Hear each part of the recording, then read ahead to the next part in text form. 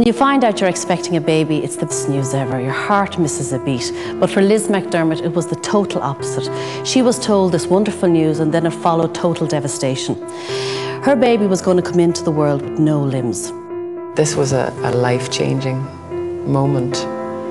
How do I deal with this? For some women, going to England was an option. But Liz's strength and her faith gave her one choice.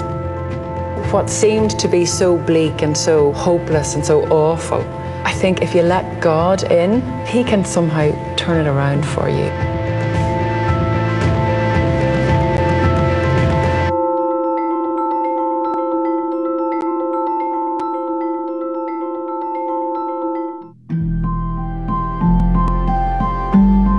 Liz McDermott grew up in a devout Catholic family in Belfast. My parents were both very committed to their faith. It was very embedded in them. You know, faith was just a way of life, really. But a 70s kid and all that, where was the clash, or where was the questioning? Or did you question, you know, your faith? I mean, I presume you were like everyone else having a good time as well. Oh, absolutely, yeah. I mean, while I would go to Mass every Sunday, wouldn't necessarily be listening. No, I did not grow up feeling a very strong sense of faith in me. Faith was part of my life. It was something I did. It was a habit. But I certainly did find myself conflicted in living a modern life and having relationships and all that that entailed, and the fullness of those relationships. I suppose a bit of me was a bit troubled by that. Liz studied law and started working as a solicitor. She met her future husband Brian McDermott through work. They married in 1998 and had their first child, Eve, in 2000. I was thrilled, you know, to have her, and it was just, I suppose, a difficult time. My dad was dying really at that time, and it was just lovely to have this new life that was just so vibrant and so alive. When life is amazing like that, isn't it? Absolutely, you're experiencing the two ends of life at the same time. I gave up work. I just decided, no, I was not going to try and juggle. And I was at home enjoying the freedom that entails, and just being able to be with Eve. But isn't that a lovely privilege, this day and age, to have a choice? Yeah, absolutely. You know, yeah, and I'm well aware that a lot of women don't have choices. And what you were, your lifestyle, I mean, you were a very comfortable life. Your husband had a great job. Was there a feeling of when you had Eve, this is it now, like this is... Oh God, yeah, I'm sorted. Yeah, I'm on the pig's back here, and I can just be, you know, one of these yummy mummies who goes out and meets her friends for lunch and goes to the park and have your child looking gorgeous. All the time. All the time. In this world, was your faith, were you still practicing your faith? I was, where was Brian yeah. with this? Brian wasn't there at all. I mean, he's not from sort of a background of faith or church going at all. So he didn't share that with me. That was something I was doing on my own. And in fact, it was something that I was struggling with. You know, I felt I was in danger of going this way and leaving him behind on this. But you never resolved that? No, that was never resolved. Shortly before I became pregnant with John, I can remember being in Mass and feeling a bit low and looking up at the altar and saying, I feel I'm drifting. I don't know, I just have the sense of that I'm drifting in my faith, and I want to get close to God, but you know, I'm too comfortable in this life, this nice, you know, South Dublin life that I have for myself. In 2002, Liz became pregnant again. Oh, happy days, here we go, number 2. My bump's getting bigger, and then I go for a scan, and this was at about 24 weeks. So Brian came in with me, and the nurse, you know, that moment where she just goes quiet and she's not saying anything, and then, you know, there's a problem, and she's kind of trying and really trying to see what's going on. So she's moving around and she's doing a lot of the stuff with the thing, and she said, I can't really see, was seeing sort of shortened limbs. That's the phrase that sticks in my head, shortened limbs. And he said, it might be positional. I can't really see, you know, kind of a hand or a foot or something like that. But she said, you're going to have to come in again tomorrow for the more detailed scan with a consultant. So we left the hospital just in shock, I suppose. There was something about her tone of voice, or the look of concern on her face, that told me all was not well. The following day, Liz and Brian returned to the hospital for a more detailed scan with a specialist consultant. I knew it wasn't going to be good, and I was just hoping it wasn't going to be too bad. So when he finally said, right, I'm finished now, and he turned around and said, it's, I'm afraid to say, it's a very serious abnormality. There basically aren't any limbs developed. So you go into, I'd never even considered that this was possible. I never heard of it. Never heard of it. I was looking at the scan and I could see very clearly this little face, and I said, oh, he's got, he said, do you want to know what the sex is? And we said, yes, we did. There's a boy, and I think I got a bit tearful at that point. I could see, oh God, he looks a little bit like Eve. I could just see the little roundy face and the set of his eyes, and I just remember being very focused on his head and face, and I suppose that was a good thing, because it made him real and human, you know, to me. He said, you know, he'll never do anything but lie in a bed. And how did that make you feel? I was just gutted. I said, how do I deal with this? This was a life-changing moment. Then he said, you know, I'm sort of obliged to give you the information that, considering the abnormality, if you wanted to go to England for an abortion, it wouldn't be a problem. Even at 24 weeks, there wouldn't be any problem about that. So I think at that point, I immediately said, no, that's not going to happen. It was just almost a kind of a knee-jerk thing. It was just, my instinctive reaction was, no, that's not for me. I suppose it's guessing, because of your faith, that you wouldn't be, you know, you'd be anti-abortion. Yeah, it really went very deeply. I felt I didn't have any right to interfere with this baby's life. That's not to say that every other bit of me was wondering how the hell I was ever going to cope or manage, and I was a puddle of tears. When you were sitting there when getting the scan and the mention of termination, for some of the women that would find themselves in that situation, they would make a decision that would be hard for them, would make a decision to terminate a pregnancy. For whatever reason, how do you look at those women? One of the things when I came out of the first scan, I remember saying to Brian, you know, if I was 19 on my own, I'd be on that boat. I understand very well the trauma, the shock, the grief, the panic that sets in. It's very difficult to judge a girl or a woman who would make a different choice to the one I had. I think God, more than anybody, understands and forgives that kind of decision being made. Which is not to say that I think it's always the right decision, or that it's ever the right decision.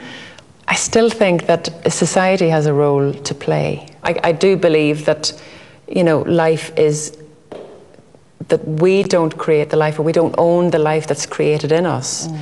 Where is the anger?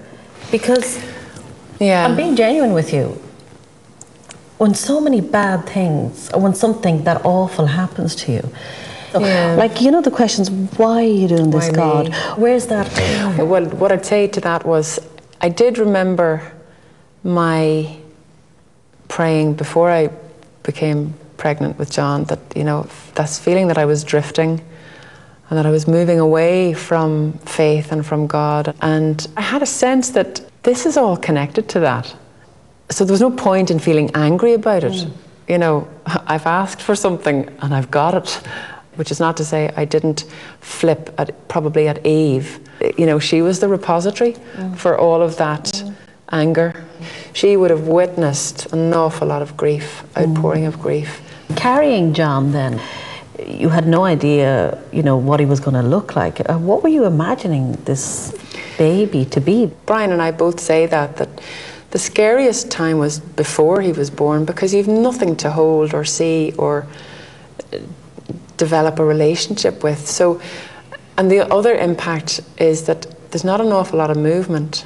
It was all kind of eerily still. And people would say to me, oh, congratulations. There are people who didn't know me very well and say, God, your bump's very neat. Oh, okay. So well, you see, they didn't know, they didn't realise. I go, yeah, there's a reason for that. I know. Liz and Brian went to a geneticist who told them severe limb abnormalities indicated a high risk of brain damage. Brian was distraught by this news. He sort of fell apart in the car park. He became very upset and just said, God, how much worse can this get? You know, we could kind of live with the fact that, okay, if he's fine every other way, he's going to have a character and a personality and a brain. Suddenly, if that was taken away, you're looking at a whole other scenario. But I was very conscious that he didn't have anywhere to go and dump all of this. You know, he didn't have a kind of statue that he could go and just fall in front of and cry and say, help me. He had to carry this alone. And I can remember saying, just saying, oh, please, God, just do something for him. I know he doesn't even believe in you, but just do something to help him. And as soon as I'd said that, I heard these words in my head. I'm not going to tell you what I'm going to do, but I don't want you to worry because I'm going to take care of all of you. I just initially or instantly felt we're going to get through. Somebody else is on the job here. You know, there's a higher being. There's a God here who knows all about me. You know, it was a really special thing, and it gave me a real hope to go ahead and strength. Did you tell him? Yeah. He just thought I was completely cracked, you know, and probably still does. You know, he said, yeah, oh, she's hearing voices now, bless her. As the pregnancy progressed, Liz began to pray more and read religious books.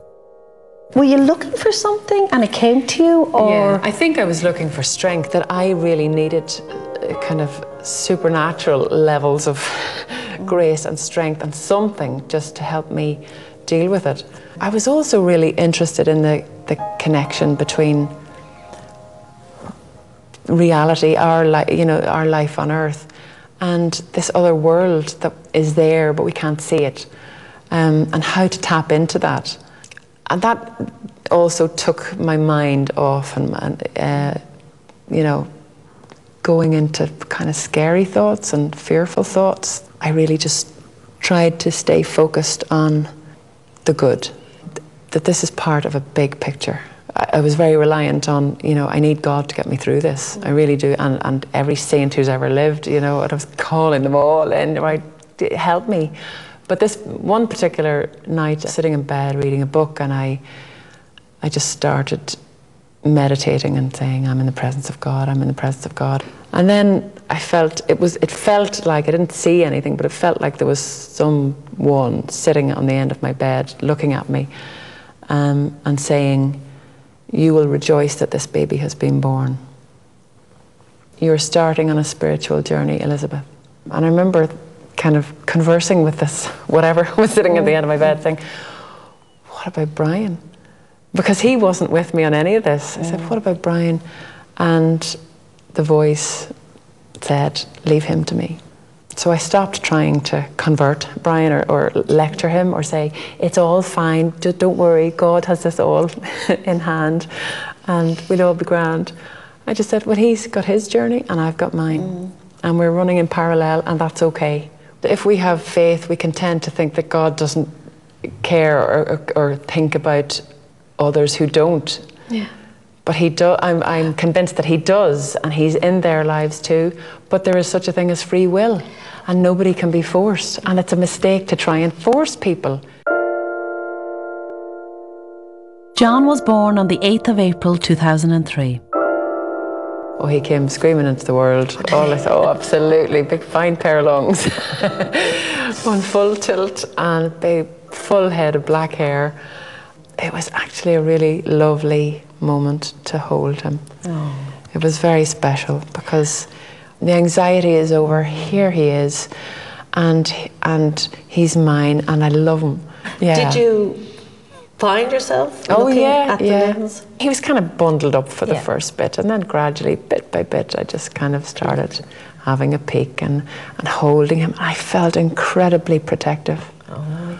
Even more, I just felt his vulnerability, and I also, it was kind of you and me against the world, kind of, you know. I just said, we'll show them. You know, all his responses were good, so we weren't, you know, we didn't have to worry about his brain. They were kind of saying, no, it all looks pretty good. And he just latched on and away he went. What wasn't fine was in the hospital, there's a sort of a communal nappy changing area. And so when I came in, nobody was talking to me. Nobody kind of looked at my baby or not. I was looking at all these little perfect ones, and, you know, it was all just a bit quiet. And how do you prepare yourself to see people, to confront the world outside? I just decided that I was not going to hide him away. I just didn't want John ever to get a message that he was anything less than acceptable. And I can remember one lady, oh, what a lovely cute little baby, and she pulled the blanket back, and I don't know which of us was more shocked. She didn't know what to say, and I didn't know what to say to her. It's funny, you know, we feared the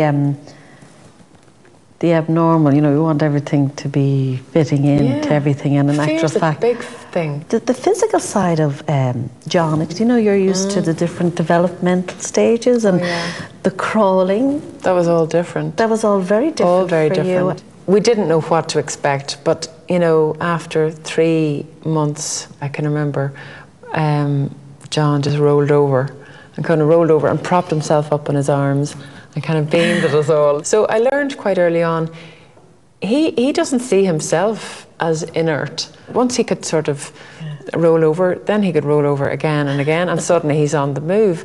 And then before long, he's trying to drag himself up using his chin, and he's hanging on to something. So he's doing all the things that an ordinary baby would do. He's doing it in his way. And he's now a young boy. Yeah, he's 9. And he's 9. Yeah. And he has same interests as every other 9-year-old. He loves to draw. You said he's a wonderful artist. He's a great artist. Loves to draw. And he swims and he rides horses, and we've gone skiing. I've never put limits on him. Good on. Whatever he wants to do, I'm there to facilitate it, to maximise his potential. And he has surprised me every step of the way. But he has to find a connection with people, probably every day in his life, and dispel that fear and that nervousness about going towards disability, which people can have, you know. I see it in Mass, you know, the sign of peace. How many people avoid shaking hands with John because he's got about to hear? Some people do, an awful lot of people just pass over. A few years later, Liz and Brian decided to have another child. Luke was born in 2005, but the family had another heavy blow. It was great, everything was fine and normal, and then just when he was about 2.5, he got sick. But it turned out he had leukemia. So eventually that diagnosis was made, and it was quite far advanced, you know. I was floored, I can't deny, I kind of keeled over and hit the floor at that point. That was a very scary time. I have to say, I was shaken to my absolute core. Where was God? Well, where was God? God was, I suppose, letting it happen. Did you think Luke was going to die? I did at one stage. I was really scared that he was going to die. There was 98% saturation in of leukemia cells in his. High. I knew it was pretty serious, and this particular day, I got the fear really got in on me. There's a little chapel in Crumlin Hospital, And I went in there and I was really scared. And I thought, I can't believe I'm in a chapel or church and I'm afraid of it all. I was afraid of the dark. I was like a child, you know, I'm scared of the dark. I'm scared of being here, and I'm scared of what's going on in my life and I'm scared of the future. I just thought of my dad, and just at that moment, in my panicky feeling, I had this sense that he was in the room. I just remember smiling, you know, in spite of myself, smiling and saying, "Dad." And then in the morning, when I woke up, all of that kind of panicky stuff had gone. You know, I feel very connected with all of the people who've ever lived, and tapping into that and understanding they're all still around. They all want to help us. They know how hard life is, and it's a real resource for people to just connect with. And it's not about praying or going to mass or not going to, it's actually about reality. The reality that we can't see, but it's there, and it's there to help us. I just think, you know, literally collapse on the floor and just say, "Help me in this." And there's so many people needing it. I just wish that, you know, we could tap into that and leave aside the Catholic Church and all that entails and the politics of it all. Because my experience has been, God has intervened in my life so many times. After 2 years of treatment, Luke has recovered fully from the leukemia. John leads an active life and attends a national school, but Liz is still his full-time carer. That's a huge journey. It is. You're not halfway there even. No, and I don't try and look too far ahead either, because anything can happen, you know. I know that's something that Brian used to kind of project forward and wonder, how will he manage when we're, you know, old and decrepit. But I think there will be other people who will come into his life at that point when we can't. I've no reason to doubt that John won't find his way in life, and it can be any particular direction, it doesn't matter really, but that he's not going to be bereft of supports and friendships. For a lot of us watching the Paralympics this year, it was, you know, it was a revelation for those of us who are not familiar or do not live the world that you live in. Did John enjoy that as well? He loved it. I think he sees himself now as aiming for that. He's completely tapped into this world now, and that's his future. You know, the great thing about the Paralympics, it sort of demarginalised disabled sports, and people were blown away by the spirit, the human spirit. And so it helped people see disabled people in a different light, as you stop looking at their disability and see what they can do and give them achievements. For Liz, John has never been a burden, but rather a blessing. It has also brought her closer to God. I suppose there's a part of me that's wondering, you know, your faith is so strong, but yet at the same time, if it's so strong, it doesn't seem to be any anger towards God, you know. I just see anger as a very negative, unhelpful emotion. You know, being angry at God for sending me a baby, you know, because of what I've experienced spiritually and what I've seen with having had John, and being his mum and watching him grow up, that's had only become stronger. I say, look what I could have missed, you know. This just joy, this beam of light who touches so many people's lives. So I just always saw this as part of my life journey towards God, towards a relationship with God, and that certainly John has been the means for that to happen. We don't have to be killed by the experiences of life, or they don't have to kill us off emotionally or spiritually and turn us into kind of angry, resentful people. You know, if you, the two images I have are kind of facing into the storm. There's a storm coming your way. Don't run from it, walk into it. Don't try and do it on your own. Try and bring God into it with you, and you will be amazed at what happens. I've probably become increasingly more orthodox and see Catholicism as something there to guide me, a sort of a North Star for me to live my life by, and to have those anchors and to have that knowledge and that certainty of that knowledge that that is there for me till I take my dying breath is what helps me go forward.